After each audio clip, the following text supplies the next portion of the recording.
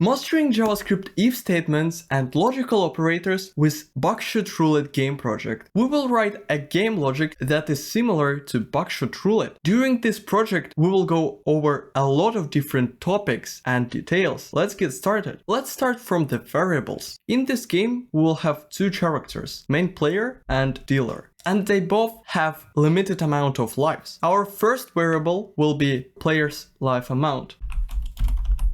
I will put right now the number equals to 2 because this is quite small number and it will be convenient to work with that, but we might change this number a little bit later. I will do the same stuff for the dealer. Right now we need to create a bullet. Our bullet might contain two values. First, if the bullet is real, and the second, if the bullet is blank. I will represent them with zeros and ones. Let's assume that if bullet is a blank, this is a 0, and if bullet is a real, it is a 1.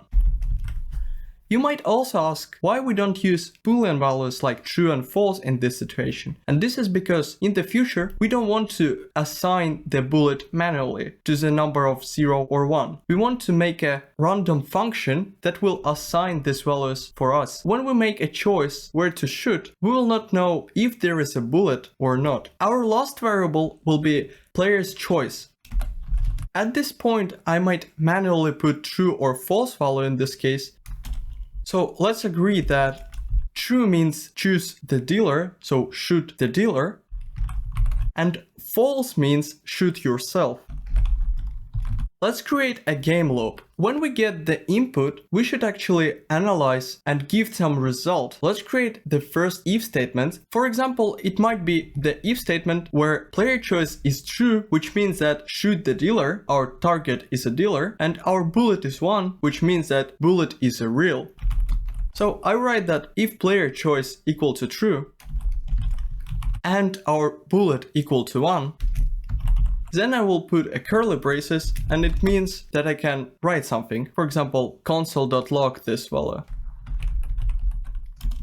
To see the changes in our console, I will use a simple HTML file that you might copy and paste, and I will use the live server extension. If you don't know how to connect JavaScript to the browser, I have a video on this topic. I will press a Go Live button, and then in the new window we see a blank page. I should right click, choose inspect, then choose console, and we will see our message with a line that live reload enabled and with a failure of 404. In this case, I should just refresh the page. Right now we see only our message. So it means that our if statement works correctly because as we remember, player choice is true and bullet is 1. Also one detail that you might remember is actually we don't need to provide the literal value of true. So I don't need to write player choice equal to true. I might just delete it. And while this variable is in our if statement, by default it means that if this variable equal to true and then and bullet equal to 1. This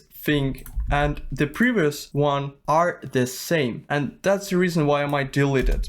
To actually write a full game loop, we need to take into account every single outcome. At this point, we have considered only our first outcome, where the player choice equal to true and boolean equal to true. And we said that in this case, the dealer's HP should be decremented. Let's also think which are the possible variables we have. For example, we still have the choice to shoot the dealer, but our bullet is a blank. In this case, I think that we might decrease the amount of lives of the player. Because as you remember the original game, if the bullet is a blank, we just change the term, and right now dealer can shoot the player. To just simplify the logic, let's say that player's HP should be decremented. I also represented the last possible outcomes. They are when player chooses himself and the bullet is real. The outcome is very obvious that the player's HP should be decremented. But when the player chooses himself and the bullet is a blank, we might get some interesting result and, for example, increase the amount of life of the player. In this case, the game will be a little bit more interesting than we just copy and paste the first outcome when dealer's HP might be decremented. Let's write all these if statements in our project. Let's finish our first if statement. As I said earlier, we should decrease the amount of life of the dealer. Let's write that dealer lives equal to dealer lives minus 1.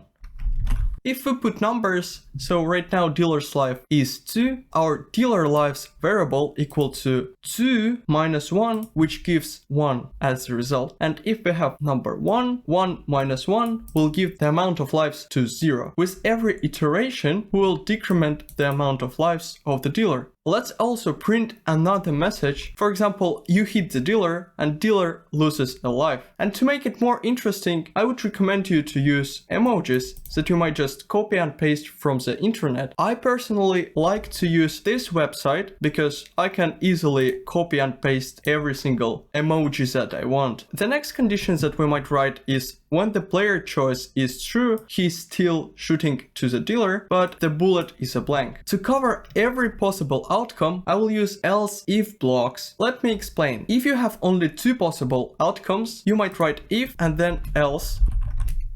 And it means that if the first statement isn't satisfied, the program will do else statement. So when we have this block, we might be 100% sure that one of these blocks will be chosen. But in our case, we have 4 different possible outcomes because we are working with 2 variables. And in this case, else statement means all the remaining 3 blocks. If our if statement isn't satisfied, it still means that I have 3 possible outcomes that might be in our else statement, and I should check every single outcome to be sure that only one is chosen. In this case, I might write an if statement after our else statement right here. The syntax is very simple. I write else, then blank, if, blank, parenthesis, and inside of the parenthesis, I might write the same usual if statement as right here. So I will write that player choice equal to true. At this point, I will remain with a short version of player choice equal to true and bullet equal to 0. In this case, if our first statement isn't chosen or isn't satisfied, our else statement means that we still have 3 different possible outcomes, and then I just have a new if statement that specifically select only one outcome from the 3 possible. It means that at this stage, if this condition is satisfied, our second outcome is chosen. And as you see, we should decrease the amount of lives of the player. Player lives equal to player lives minus 1. And then let's console.log some message. For example, I wrote that, oops, you shoot yourself and you lose a life. I see that I don't see the entire screen, so I will press Alt-Z to wrap our code. And right now you might see that our 15th line is split into 2 lines. And here I might continue.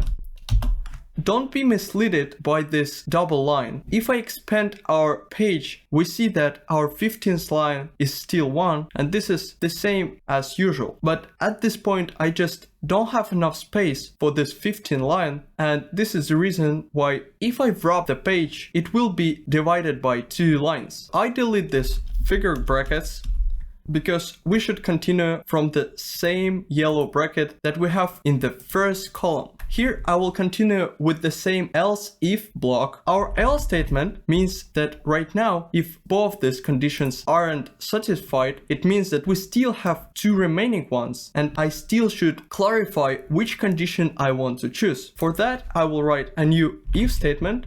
And at this point, I will write if player choice equal to false and if bullet is real. I might write in a full version like player choice equal to false, or I might delete this equal to false and just put an exclamation mark before the player choice, which means inversion or logical not operator. Then I put and write that bullet equal to 1. In this case, player lives also should be decremented. And let's write a new message. For example, I wrote that empty shot, dealer counterattacks, and you lose a life. At the end of this block, I again start from the else statement.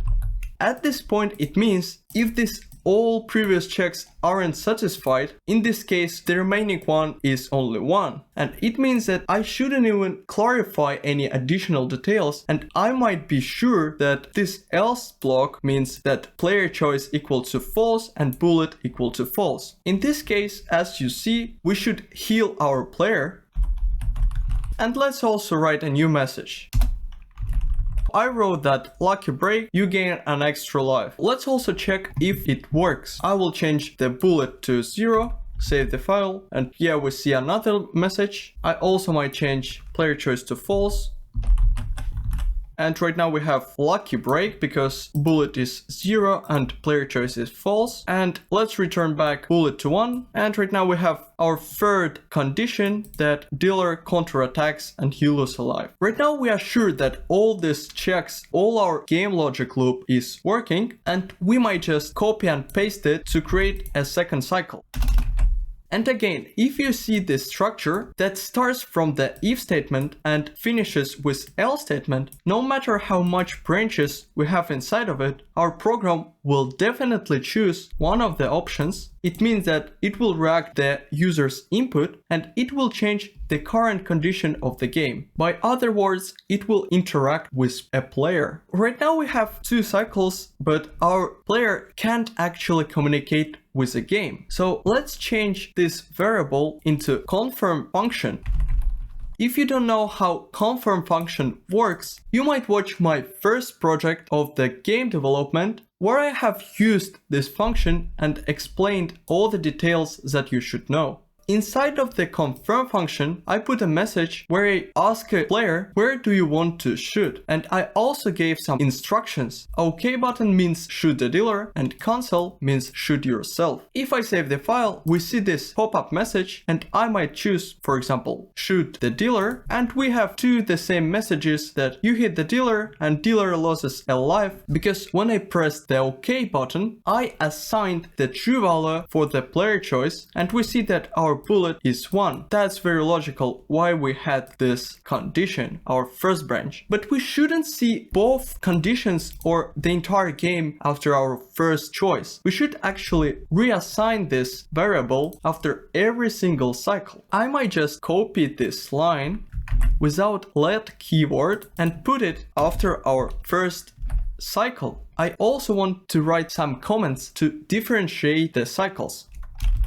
This is our first cycle, and this is our second cycle. Let's test it. Right now I can press cancel. It means that empty shot, dealer counterattacks, and you lose a life. I actually found that both these branches do the same thing, that they decrement the amount of lives of the player, but the messages are messed up. I should actually change these messages because right now we have a bullet and I chose cancel, so I said false, and this is our third branch, but it means that if the bullet is 1, it means that bullet is real. So we actually shoot ourselves. This is not a dealer counterattack. So I will swap both these messages. If I save the file, I again see this pop-up message, and if I choose cancel, we have that oops, you shoot yourself, which is true because our bullet is 1, so our bullet is real, and by clicking cancel, I assign a false value to our player choice, and we should see this message that we shot ourselves. Now I might choose OK, and we see the message that you hit the dealer, so dealer loses a life. I changed these messages in our first cycle, but it also means that I should change them in our second cycle as well. I will just delete our second cycle,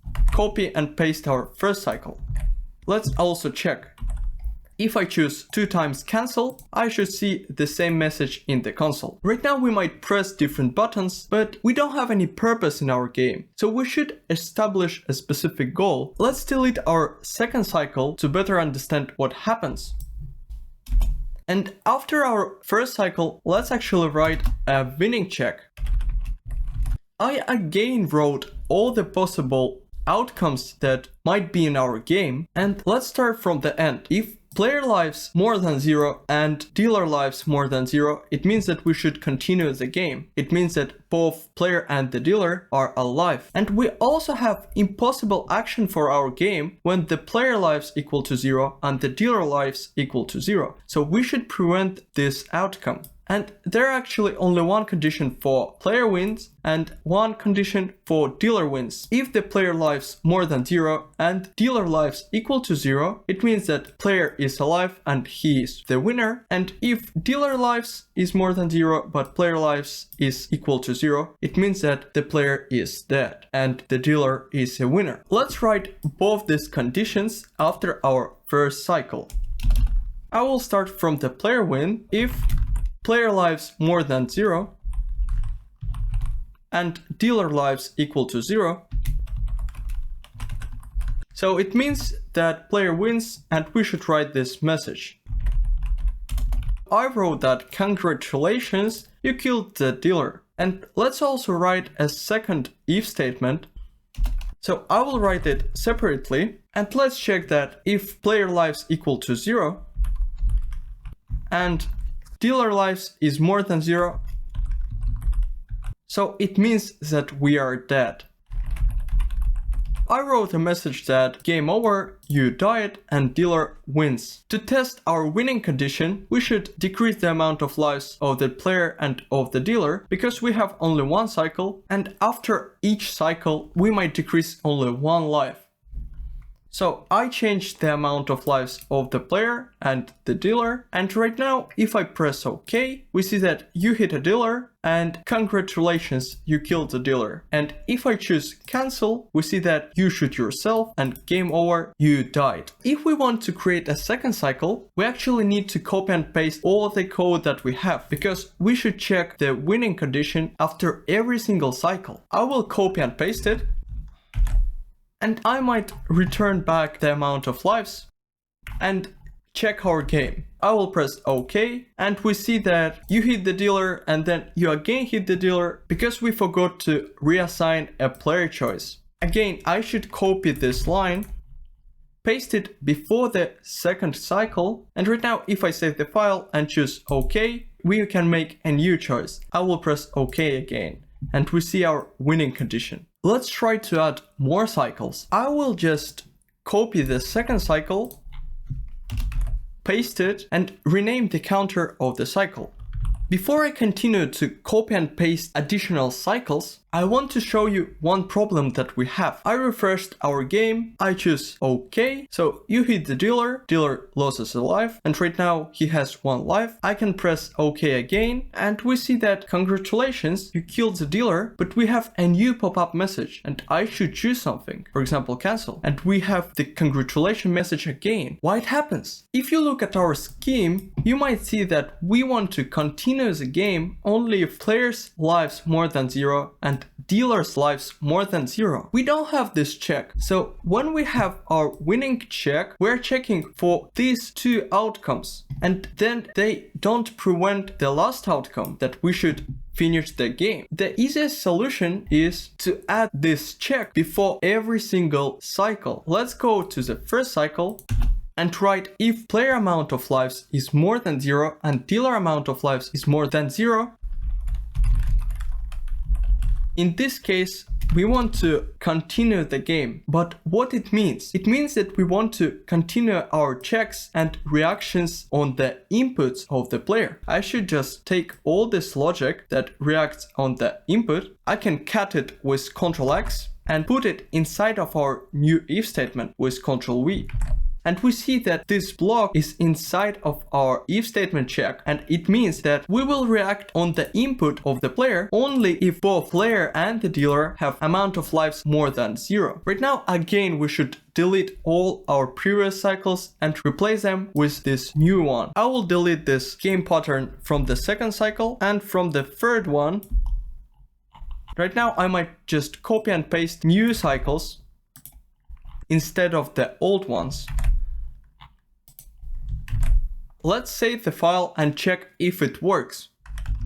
I will do the same stuff. I will click OK and again OK, and we see that congratulations, you killed the dealer, but we again have this message. At this point, if I press any button, I will anyway see the congratulations message twice. If we look at our code, the first thing that we want to ask the player about the choice also only if player's lives and the dealer's lives is more than 0. I will go to our first cycle. Here I'm sure that the player lives and dealer lives is more than 0, so I might remain this confirm message.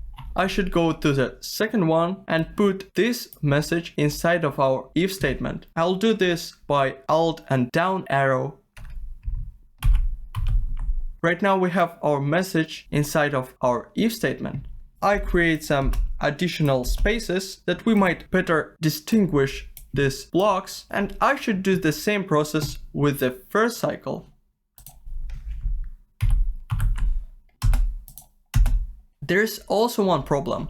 I have several winning checks that we needed because at first we had the logic where after every cycle we should check the winning condition. But right now our game reacts on the input, and our input happens only if this if statement with player lives and dealer lives is satisfied. So it means that I don't need to have several winning conditions anymore. So I might delete our first winning condition after our first cycle. I will do the same thing after our second cycle. So it might be a little bit difficult to understand why we actually don't need to have this winning checks after each cycle. And this is all because right now we check that if player's lives is more than 0 and dealer lives is more than 0, we continue the game. But if one of them is equal to 0, it means that all the remaining loops, all the remaining cycles will be skipped, and we can immediately go to our winning checks. Let's also test our changes. If I save the file, I have the message where I can choose, for example, OK. Then I will press OK again, and we see that right now we have a winning message and we don't have any additional pop-ups. Our first cycle was skipped successfully. Let's also try with the defeat block. If I press cancel and cancel again, we see that game over, you died. I see that this project is quite big one and we still have several important topics to cover. In my next video, we will talk about the random in JavaScript, and we will finish this game project.